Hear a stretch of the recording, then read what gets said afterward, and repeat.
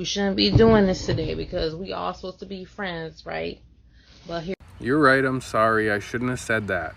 I shouldn't have said that every time I see a black person talking about natives, it has to do with the slavery of them 5 civilized tribes. Don't you find it a bit suspicious that out of the 700 plus tribes in this whole country, the 5 that practice slavery and Christianity are referred to as civilized?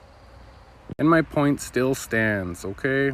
If you're going to talk about the 0.2% of Native Americans that practice slavery, then why don't you talk about the 15 to 20% of black men that join the military and help the white people massacre the natives? That's the argument you should be putting forward to get your 40 acres. But all through history, natives have been left behind, okay? Even when you got your freedom back then, that didn't count for native people. Even if it was 1866 for some of them. Because in 1866, Crazy Horse killed Custer and won. But 15 years later, when they were committing the massacre of Wounded Knee, Buffalo soldiers were guarding the Pine Ridge Reservation where the rest of the Lakota were at. And when they desegregated education, that was only for black people.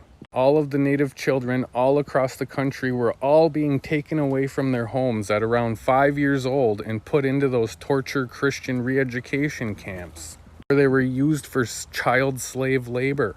408 of them all around the country, 46 of them in Oklahoma alone. Not to mention the 1,000 institutions that went along with converting the native people, like asylums, orphanages, mental institutions.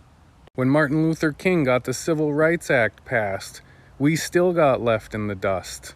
That was in 1964, and it wasn't until 1978 that we got the right to keep our own children and the freedom to practice our own religion.